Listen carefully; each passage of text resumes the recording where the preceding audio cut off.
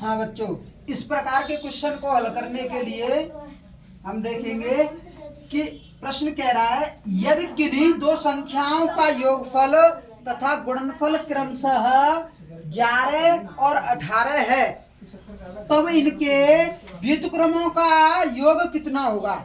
तो हमें संख्या मालूम नहीं है, सबसे पहले हम संख्या मान लेंगे। माना प्रथम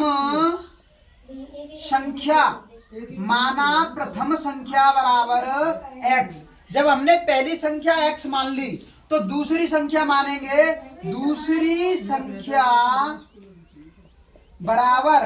अब जब दो संख्याओं का योगफल दिया है,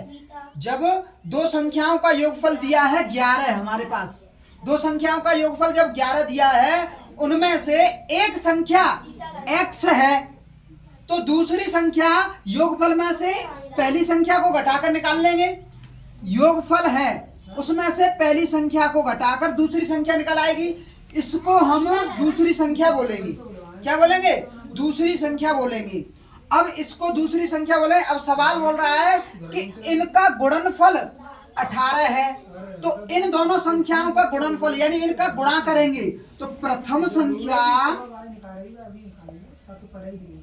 गुणा दूसरी संख्या बराबर 18 आनी चाहिए। और हमारे अनुसार पहली संख्या x मानी है हमने और दूसरी संख्या निकल के आई है हमारे अनुसार 11 माइनस x। तो इन दोनों का गुणा होगा।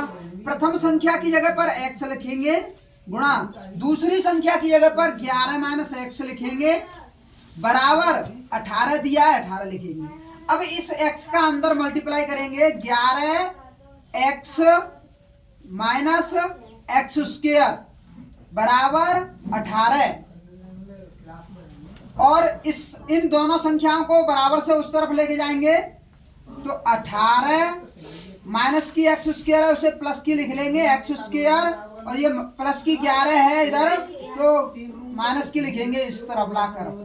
जब किसी संख्या के सामने कोई चिन्ह नहीं लगा होता है तो हमेशा उस संख्या को प्लस की ही मानी जाती है। इसलिए ये 11 इस तरफ मानिए 11x ये प्लस की है और बराबर से उस तरफ लेके जाएंगे तो ये माइनस की हो जाएगी। और ये माइनस की संख्या है एक्स स्क्वायर, और एक्स स्क्वायर को बराबर से उस तरफ लेके जाएंगे तो प्लस की हो जाएगी। अब बराबर इस तरफ बचा क्या? 0 बचा। अब इस समीकरण को द्विघात समीकरण बन रहा है, इसको सीधा लिखेंगे। पहले बड़ी घात फिर उससे छोटी घात फिर अचर पद बराबर 0 है इस तरफ लिख लेंगे। अब इसका ये बनेगा द्विघात समीकरण, और इसे हमारी ट्रिक में गजक वाले ट्रिक से करते हैं, गजक वाले तरीके से करते हैं। कैसे करेंगे बेटा? इसके पीछे वाले जो संख्या है उसके फैक्टर बनाएंगे, गुणनखंड करेंगे। ऐसे गुणनखंड करने हैं जिसके जोड़कर या घटाकर 11 आनी चाहिए, वो भी माइनस के। तो 9 को और 2 को गुणा करने पर 18 आनी चाहिए। 9 और 2 इसके गुणनखंड बन जाएंगे, 9 और 2 का गुणा करेंगे तो 18 आएगा। लेकिन 9 माइनस के 2 अगर करेंगे तो दोनों को जोड़ेंगे और जोड़कर दोनों माइनस के 11 हो जाएंगे। वही तो चाहिए हमें। इसलिए यहाँ आगे जो द्विघात समीकरण में संख्या है वो तो ऐसे ही रहेगी। माइनस 9x लिखेंगे माइनस 2x लिखेंगे प्लस 18 लिखेंगे बराबर 0। इन दोनों का गुणा 9 और 2 का गुणा करेंगे तो 18 आएगा आना चाहिए। 9 और 2 का गुणा कर रहे हैं तो कितना आ रहा है? 18। और 9 और 2 जोड़ के या घटाकर 11 आनी चाहिए। 9 और 2 जोड़ेंगे तो 11 हो जाएंगे। 9 और 2 कितने हो जाएंगे? 11। माइनस का चिन्ह लगाया इसलिए दोनों जगह जुड़ जाएंगे और चिन्ह माइनस का रहेगा लेकिन संख्याएं जुड़ेंगी।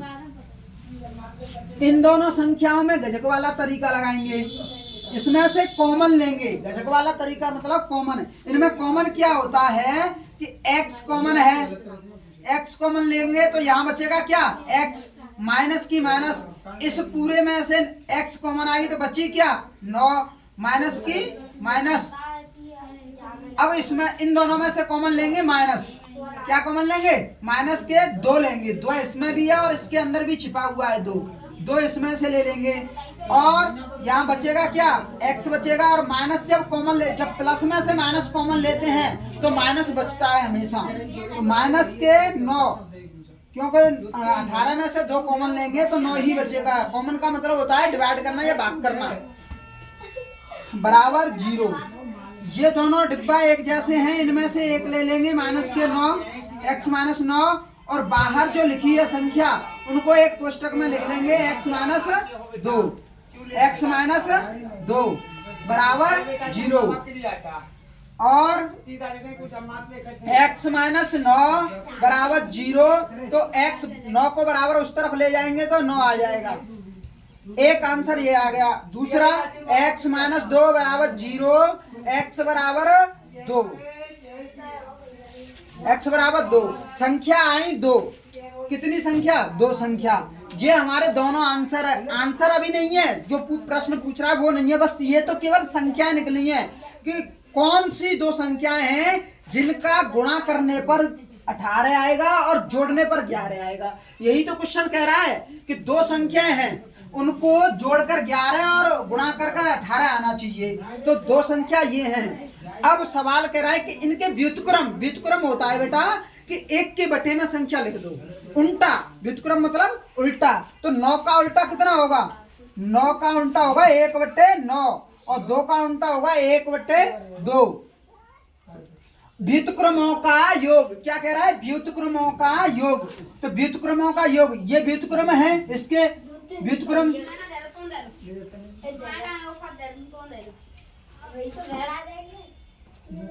व्युत्क्रम,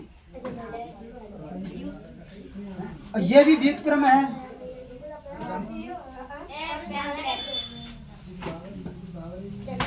व्युत्क्रम। अब इनका योग करेंगे 1/9 प्लस 1/2। एलसीएम लेंगे 9 आएगा, 18 आएगा। एलसीएम लेंगे 18 आएगा। यहाँ 2 प्लस 9 बराबर 11/18। 11/18।